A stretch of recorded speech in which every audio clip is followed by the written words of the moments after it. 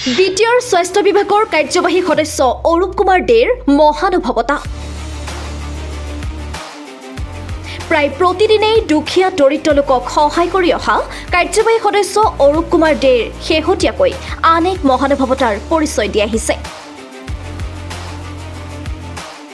বিটিআৰৰ হিন্দু ধৰ্মাৱলম্বী বয়োজ্যেষ্ঠ বহু লোকক হিন্দুৰ পবিত্ৰ স্থান পুৰী জগন্নাথলৈ পঠিয়াই মহানুভৱতাৰ পৰিচয় দিয়া অৰূপ কুমাৰ দে এইবাৰ কেৱল বিটিআৰ অঞ্চলৰে নহয় বৰঞ্চ অসমৰ গুৱাহাটী, মাৰ্ঘেৰিটা, তিনিচুকীয়া, লামডিং, মৰিয়নি, তেজপুৰ, গোলাঘাট, নগাঁৱৰ উপৰিও বিভিন্ন জিলা তথা প্ৰান্তৰ 1000 তীৰ্থযাত্ৰীক অহা নৱেম্বৰ মাহত পুৰী জগন্নাথলৈ পঠিওৱাৰ সিদ্ধান্ত লৈছে।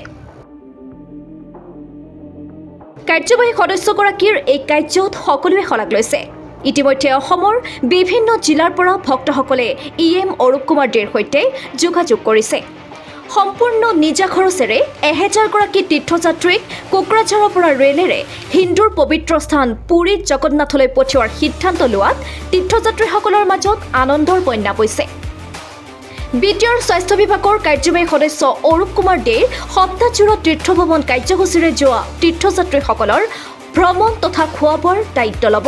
তদুপৰি যাত্ৰাৰ সমস্ত খৰচ বহন কৰাৰ লগতে কাৰ্যবাহী সদস্যগৰাকীয়ে তীৰ্থযাত্ৰীৰ প্ৰত্যেককে হাত খৰচো প্ৰদান কৰিব। কাৰ্যবাহী সদস্যৰ এই মহান উদ্দেশ্যক সকলোৱে ভূয়সী প্ৰশংসা কৰিছে।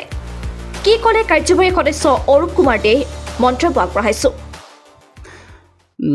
যোৱা কেইদিনমান আগতে মই যেতিয়া লাইভত আহিছিলোঁ তেতিয়া বহুত মানুহৰ মানে এক্সাইটমেণ্ট পাইছিলোঁ, উৎসাহ পাইছিলোঁ যে পুৰী জগন্নাথ যাব। আৰু মোৰ যিটো ভাষ্য আছিলে ফেচবুক লাইভৰ জৰিয়তে যে মই আহিছিলোঁ তেতিয়া মই কৈছিলোঁ BTC বাকী ৰাইজৰ কাৰণে, বিটিআৰ বাকী ৰাইজৰ কাৰণে।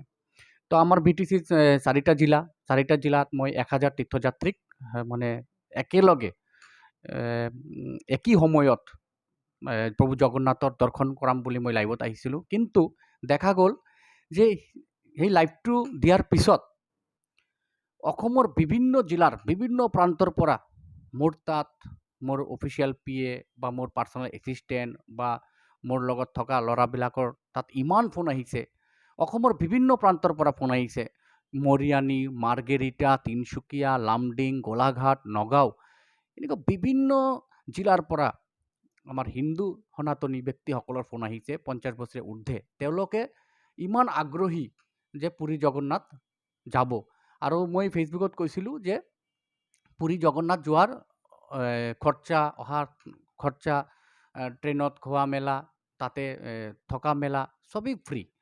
তো এতিয়া এই কেইদিনৰ ভিতৰত প্ৰায় 1400 তীৰ্থযাত্ৰীৰ নাম তালিকা মোৰ তাত আহি পাইছে। আৰু এইটো কেৱল BTC নহয়, গোটেই অসম, আপোনাৰ এই বঙাইগাঁও কওক, বিলাসীপাৰা কওক, ধুবুৰী আৰু বৰপেটা, নলবাৰী, যিমান ৰাজ্যত, যিহেতু ফেচবুকত লাইভত আহিছিলোঁ আৰু নাম্বাৰ দুটা দিয়া আছিলে, সেই নাম্বাৰৰ মাধ্যমত তেওঁলোকে যোগাযোগ কৰিছে। তেওঁলোকে আধাৰ কাৰ্ড দিছে, ভোটাৰ ID দিছে। 1400 দিছে। মই সুখী যে মই এই ঘোষণাটো কৰাৰ পিছত মানুহ ইমান আগবাঢ়ি আহিছে পুৰী জগন্নাথ চাবৰ কাৰণে।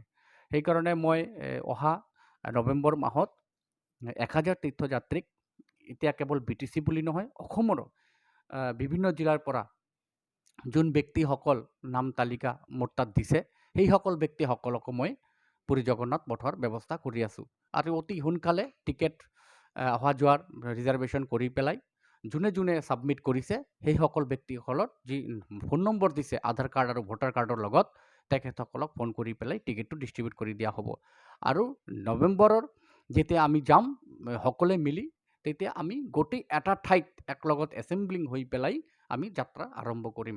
প্ৰভু জগন্নাথৰ ওচৰত প্ৰাৰ্থনা কৰিছোঁ তেখেতে যথেষ্ট আশীৰ্বাদ দিয়ক, যাতে অহা দিনত যি মানুহৰ হেঁপাহ পুৰী জগন্নাথ দৰ্শন কৰিব, দুখীয়া দৰিদ্ৰ ব্যক্তিসকল, সেই দুখীয়া দৰিদ্ৰ ব্যক্তিসকলৰ মনোকামনা যাতে মই পূৰণ কৰিব পাৰোঁ, পুৰী জগন্নাথ দৰ্শন কৰাব পাৰোঁ। তেওঁলোকে জগন্নাথ দৰ্শন কৰি পেলাই নিজা নিজা যি মনোকামনা, যি জীৱনৰ আকাংক্ষা এইবিলাক যাতে ব্যক্ত কৰি পেলাই আশীৰ্বাদ ল'ব পাৰে। এইটোৱে মোৰ এতিয়া আপোনাৰ এই চেনেলৰ জৰিয়তে মই জনাব বিচাৰিছোঁ।